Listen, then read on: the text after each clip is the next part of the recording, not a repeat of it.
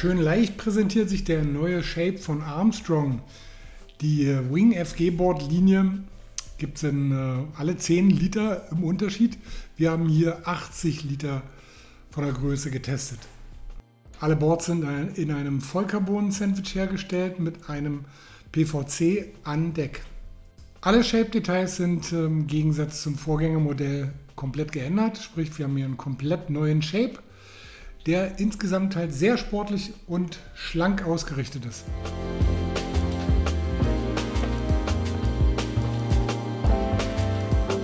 Schlank ist hier das Stichwort für das gesamte Konzept des neuen Boards. Wir haben hier eine Boardbreite von nur 58 cm bei 80 Liter.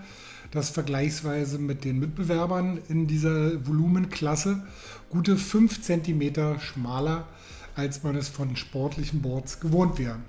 Dementsprechend braucht es auch etwas mehr Balancegefühl als vergleichbar andere Boards in der 80 Liter Klasse. Man kann die Größe hier eher mit der Kippstabilität von 70 Litern vergleichen.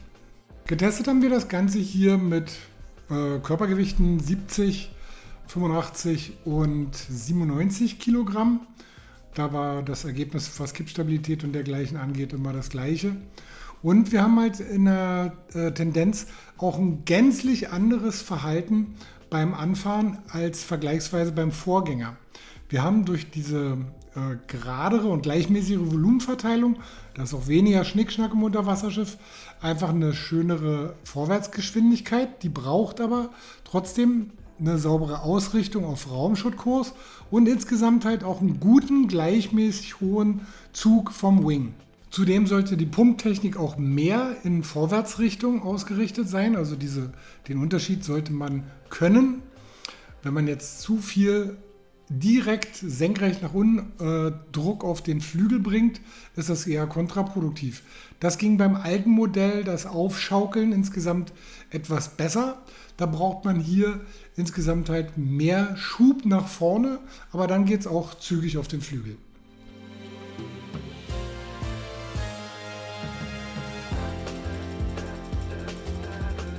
Flügel in der Kombination haben wir hier von 850 bis 880, 1100 und 1250 in der Kombination probiert. Insgesamt haben wir einen neutralen Trim, der wirklich ein gleichmäßiges, harmonisches Flugbild abgibt. Wir können in der sehr langen Trackschiene, das ist alles super sauber verarbeitet, die fast mittlere Position wählen. Nur leichte Variationen von vorne nach hinten sind halt je nach Quadratzentimeterzahl von Flügel notwendig. Also die Bandbreite ist hier groß genug, um stets und ständig halt einen neutralen Trim herstellen zu können. Das ist sehr leicht. Im Fliegen ergibt sich auch insgesamt halt aufgrund dieser schlankeren Bordbreite, da haben wir wirklich ein sehr geringes Gefühl von Trägheit bei dem Modell, eher schon eine leichte Sensibilität, die man von 80 Liter an sich in dem Bereich nicht so gewohnt ist. Derjenige, der halt schon etwas mehr Erfahrung besitzt, halt, der wird es natürlich sehr zu schätzen wissen.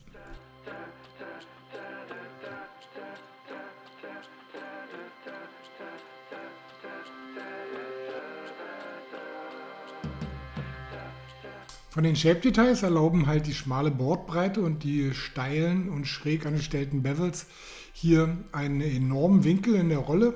Hier bleibt man definitiv halt, egal wie extrem man es angehen möchte, niemals hängen.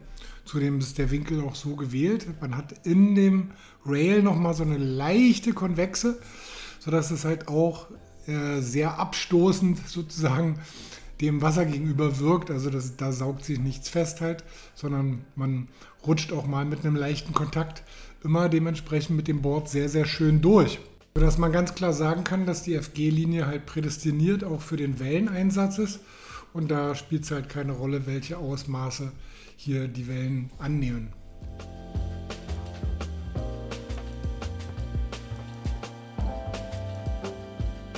Neu gestaltet ist auch die gesamte Deckslinie. Da war der Stance früher insgesamt ein bisschen schmal. Das Ganze ist jetzt hier doch deutlich variabler und man kann auch etwas breiter stehen, je nach Geschmack, sodass es halt angenehm und neutral ist.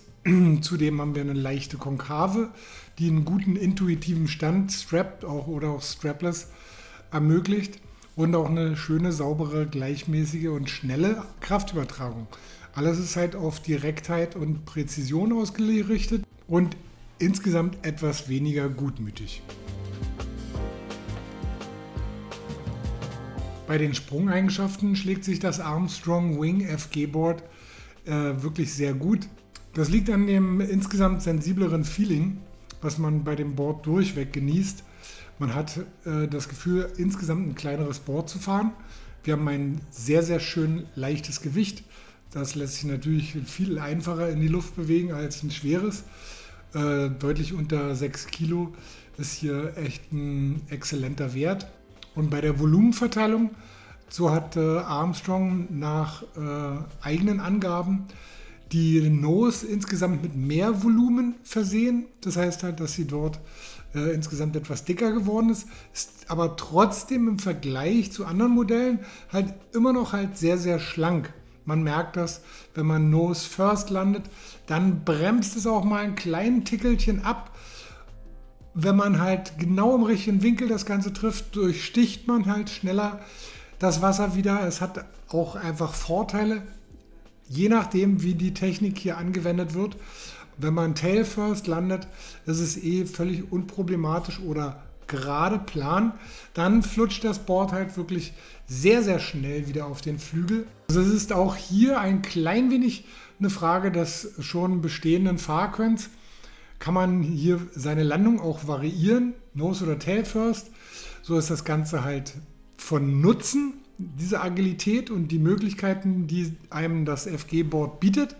Wenn man jetzt im Anfang beim Springen begriffen ist, dann gibt es Modelle, die da leichter sozusagen die Balance auch beim Landen halten und auch beim Weiterfahren da noch ein Tickelchen schneller losgehen wieder.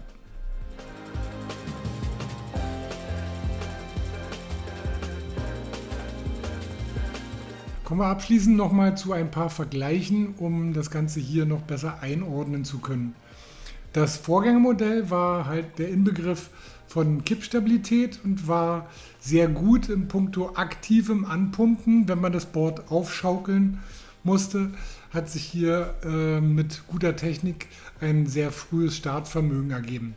Das neue FG-Board ist hier mehr in Vorwärtsgeschwindigkeit ausgelegt von dem gesamten Shape-Konzept. Dadurch, dass man aber die Bevels stärker reingezogen hat, bleibt natürlich auch unten nicht ganz so viel Gleitfläche. Also wir haben hier nicht ein Angleitvermögen oder Aufstiegsvermögen wie einen Sky in 85 Liter oder ein Indianer in 80 Liter. Die sind insgesamt breiter von der Gleitfläche und das flutscht dann halt insgesamt nochmal ein bisschen besser. Nichtsdestotrotz, wenn man eine gute Technik hat, das in Vorwärtsgeschwindigkeit bringen kann, das Brett beim Pumpvorgang, dann geht es auch auf kleine Flügel hier zügig drauf. Klar, bevorzugt sind natürlich halt die leichteren Körpergewichte.